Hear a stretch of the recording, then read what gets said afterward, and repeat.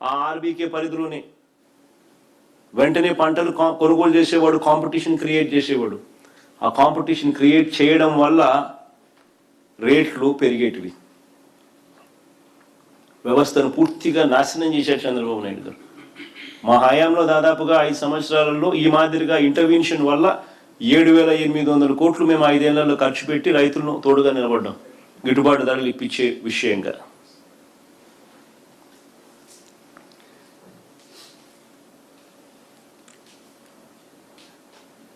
చివరికి రైతులకు 0 వడ్డీ పథకాన్ని కూడా చంద్రబాబు నాయుడు గారు రద్దు చేసినారు.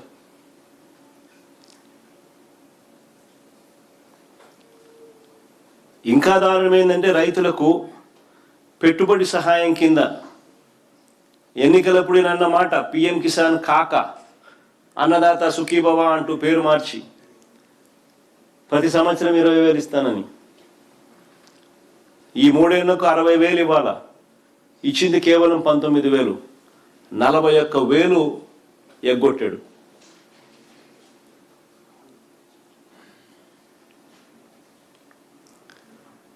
ఇంత తీవ్రమైన పరిస్థితుల నేపథ్యంలో రైతులను, రైతు కూలీలను, ప్రజలను చంద్రబాబు నాయుడు గారు ఆదుకున్నాడా అని అడుగుతా ఉన్నా.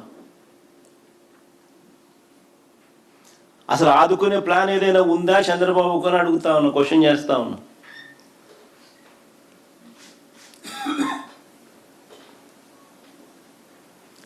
చంద్రబాబు నాయుడు గారు ఎంతసేపు ఉన్నా కూడా మా పైన తప్పుడు ప్రచారాలు చేయడము, అబద్ధాలు చెప్పడము, టాపిక్లు డైవర్ట్ చేయడము, రెడ్ బుక్ను ఉపయోగించడము, వీటి మీద ధ్యాస పెడుతున్నాడే తప్ప కరువు సమయంలో ప్రజలను ఎలా ఆదుకుంటున్నాడో అన్న దాని మీద ధ్యాస లేదు.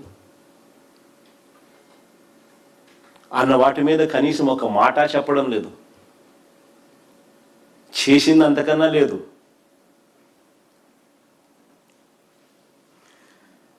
జూన్, జూలై, ఆగస్ట్, సెప్టెంబర్ మామూలుగా ఈ 4 నెలలు వర్షాలు పడతాయి. ఈ సౌత్ వెస్ట్ మాన్సూన్స్ అప్పుడే ఖరీఫ్ కూడా నడుస్తుంది.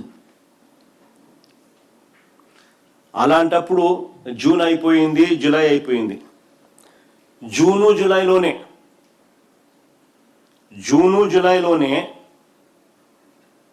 52% వర్షపాతం లోటు కనిపించింది. జూను జూలైలోనే. జూన్లో 25% డెఫిసిట్, జూలైలో 68% డెఫిసిట్. జూన్లో -25, జూలైలో -68%. 2 నెలల యావరేజ్ చేసుకుంటే 52% డెఫిసిట్, -52%.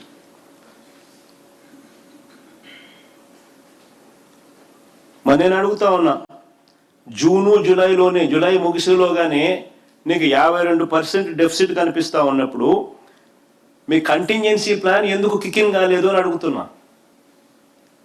కంటింజెన్సీ ప్లాన్ కిక్-ఇన్ అయిపోయి ఉండాలి కదా, అంత డెఫిసిట్ కనిపిస్తా ఉన్నప్పుడు. కిక్-ఇన్ అయి ఉండాలి, ఆగస్టులో దాని అమలు కూడా అయి ఉండాలి. ఆగస్టులో దాని అమలు కూడా అయి ఉండాలి.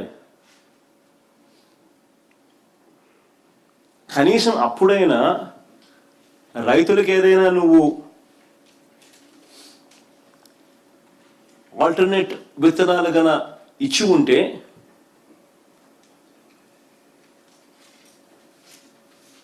ఆగస్టులో కొద్దో గొప్ప కురిసే వర్షము, సెప్టెంబర్లో కొద్దో గొప్ప పడే వర్షంతో అట్లీస్ట్ ఆ రైతన్న కనీసము ఆల్టర్నేట్ క్రాప్స్తో కనీసం కొద్దో గొప్ప బాగుపడే పరిస్థితి అన్న ఉండేది. ఈ కంటింజెన్సీ ప్లాన్ కిక్-ఇన్ గాని అయి ఉంటే.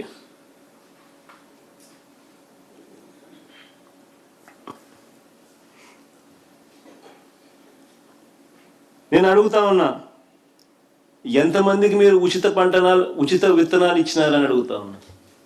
ఈ ఆల్టర్నేట్ కంటింజెన్సీ ప్లాన్కి సంబంధించి ఎందుకు కిక్-ఇన్ కాలేదు, ఎందుకు ఉచిత విత్తనాలు ఎందుకు ఇవ్వలేదు అని అడుగుతా ఉన్నా. ఆల్టర్నేట్ విత్తనాలు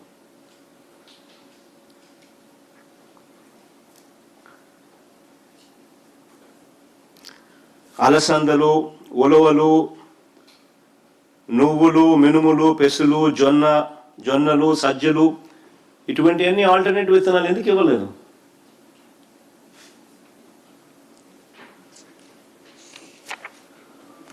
ప్రత్యామ్నాయ విత్తనాలు ఎందుకు పంపిణీ జరగలేదు?